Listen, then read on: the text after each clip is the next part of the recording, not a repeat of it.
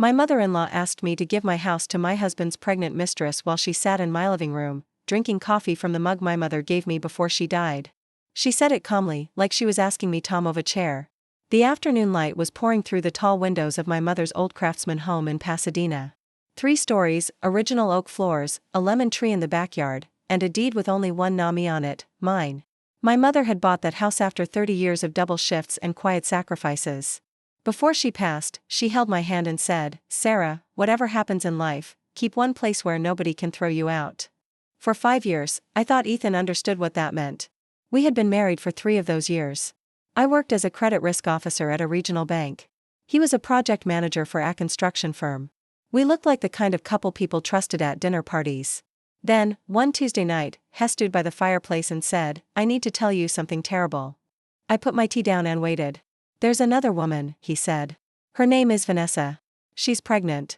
I did not scream, something inside me went perfectly still.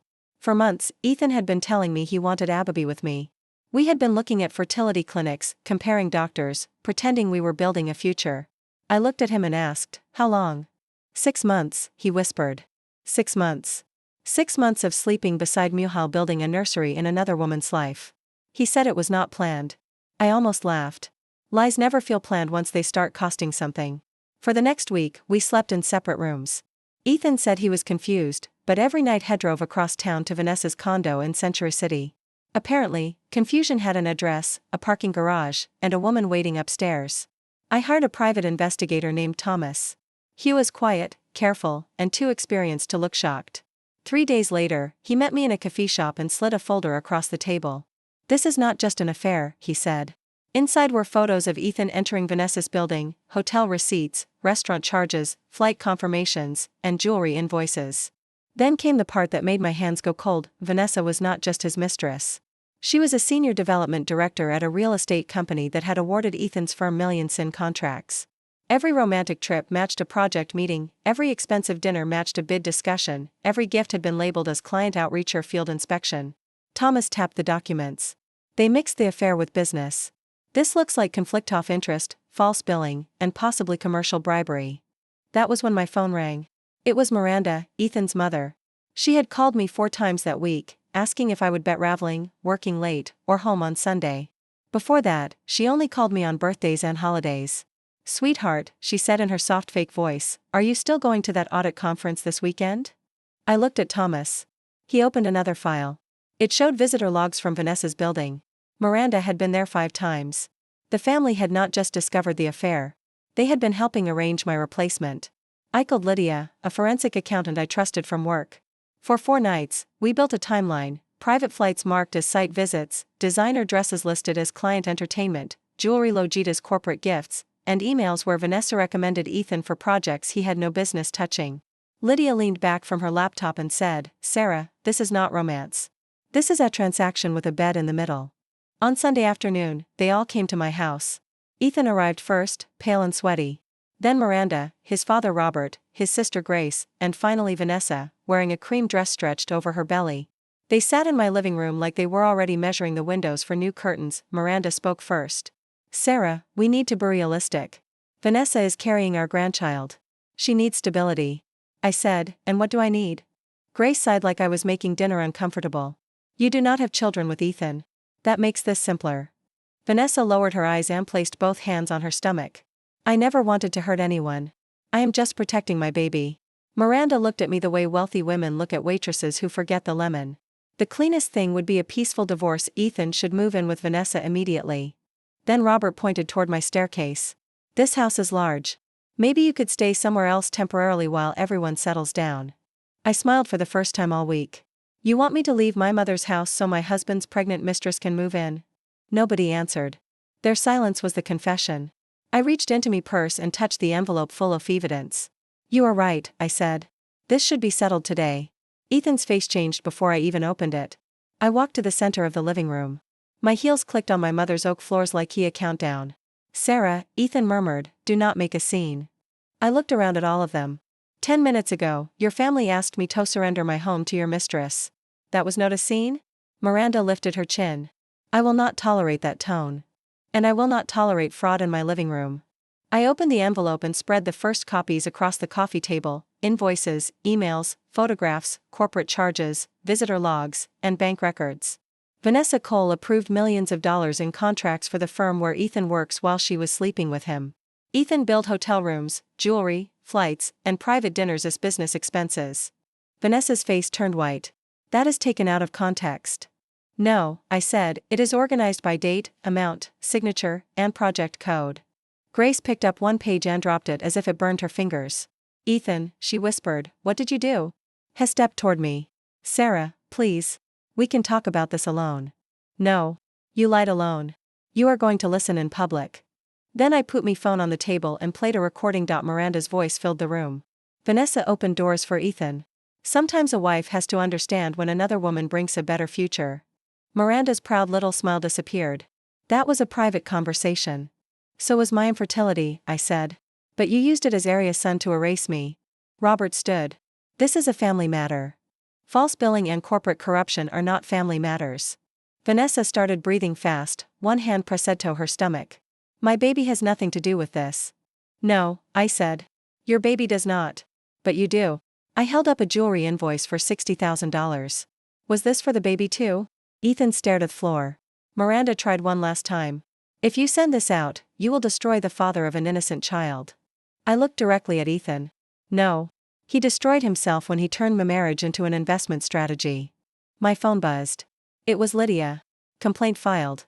Copy sent to Internal Audit, Corporate Counsel, and the State Ethics Division. I read the message twice, then smiled.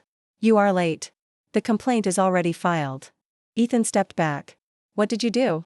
The one thing none of you expected me to do. I protected myself. Then Vanessa's phone rang. Ethan's rang next. Robert's followed. All three screens lit up again and again. The investigation had reached their companies. I walked to the front door and opened it. Now, I said, get out of my house. Ethan looked at me as if I had become a stranger.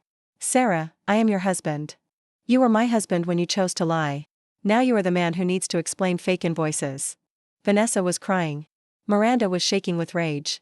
You will regret this, Miranda hissed. No, Miranda. I regret trusting you. I will never regret defending myself. One by one, they left. Ethan was last. At the threshold, he turned back and said, I'd love you. I answered, then what a sad way to prove it. I locked the door and stood alone in the room where they had tried to replace me. I looked at my mother's walls, my mother's floors, my mother's light coming through the windows, and for the first time in months, I breathed without asking permission. Monday morning, Vanessa's company received auditors at 9. By 10:30, Ethan's firm had canceled 3 meetings. By noon, his director called an emergency board review. By 4, Ethan was suspended, Vanessa was removed from her position, and 2 contracts were under formal investigation. Lydia called me that evening. The Century City fantasy is over, she said. I did not celebrate loudly. I made coffee, opened every window in my house, and let the air move through it. The cleanest revenge does not always slam doors, sometimes it arrives with timestamps, signatures, certified copies, and people suddenly remembering company policy. That night, Ethan came back with 2 suitcases. I need my things, he said. You have 30 minutes. He walked in staring at the floor. The man who had called himself confused now looked like a child waiting outside the principal's office. Vanessa is falling apart, he said. Her lawyer says the company may sue her. Then she has a lot to think about. I never wanted it to go this far. No, I said. You never wanted consequences. That is different. He went upstairs for his clothes. When he came down, he was holding our wedding photo. Can I keep this? I looked at the frame. Me in a white dress. Him promising loyalty. My mother crying in the first row because she believed she was leaving me protected. No, I said. That stays with me. I need to remember that even a smart woman can be deceived, but she does not have to stay deceived. He handed it back. Before he left, he broke. My mother pushed me, he said. She said Vanessa was better for my career. She said the baby mattered more. She said you would rebuild your life. Your mother did not get into that bed for you. He had no answer. The divorce moved quickly because I had prepared everything: separate accounts, a full inventory, the deed, appraisals, screenshots, recordings, and certified copies. Ethan tried to claim part of the house, but my attorney placed one document on the table, my mother's deed transfer, completed before the marriage. He did not touch a single dollar off it.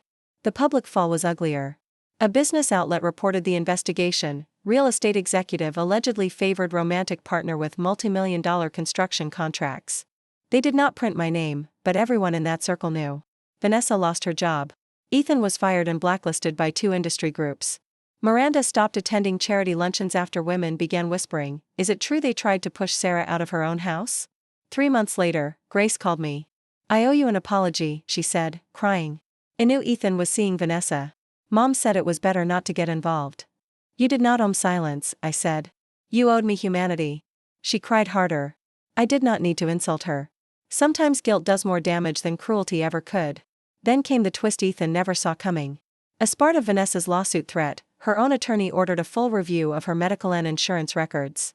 That review exposed what she had been hiding: the baby was not Ethan's. The father was a merit executive from her own company, the man who had signed off on the first contract Ethan received. Ethan called me at midnight after he found out. "She lied to me," he said, as if betrayal had just been invented for him. I sat in my office, looking at the lemon tree outside my window. "She learned from the best." He said he had lost everything for a baby that was not his. I said, "No. You lost everything for a lie you were willing to believe because it rewarded you." Vanessa gave birth 2 months after the divorce. I heard from a mutual friend that she and Ethan were no longer together. She was living in Asmal apartment, fighting lawsuits and bills. Ethan was supervising minor renovation jobs for people who paid him by the week. One afternoon, I saw Vanessa at a grocery store. She looked exhausted. The baby was crying. Her card was declined at the register. She saw me and lowered her eyes. "Sarah," she whispered, "I thought he was going to take care of me." I looked at her for a moment. Not with hatred. With recognition. That is what I thought too. I paid for my groceries and walked away. My house changed after that. I painted the living room olive green. I turned the guest room into an office. I threw out the sheets Ethan had slept in while dreaming off someone else. In the backyard, I planted lavender beside my mother's lemon tree. Every morning before work, I walk barefoot across the oak floors she chose. I touch the banister she polished with her own hands, and I thank her for putting the deed in me name. Over time, I was promoted to regional credit director. I learned to invest better. I traveled alone to Santa Fe. I had dinner with friends without checking my phone. I started therapy, not because I was broken, but because I was tired of carrying someone else's shame. I did not become cold. I became clear. I learned that a woman can love deeply and still lock the door. A baby does not justify betrayal. A family that smiles at you while planning your replacement does not deserve your politeness. It deserves your boundary. Sometimes I still remember that afternoon in my living room. Miranda lifting her chin. Vanessa touching her stomach. Ethan hiding behind guilt. All of them waiting for me to be reasonable. But reasonable, to them, meant invisible. I did not disappear. I stayed in my house, with my name on the deed, my voice in my throat, and the certainty that my dignity is not negotiable just because someone else wants their lie to feel comfortable.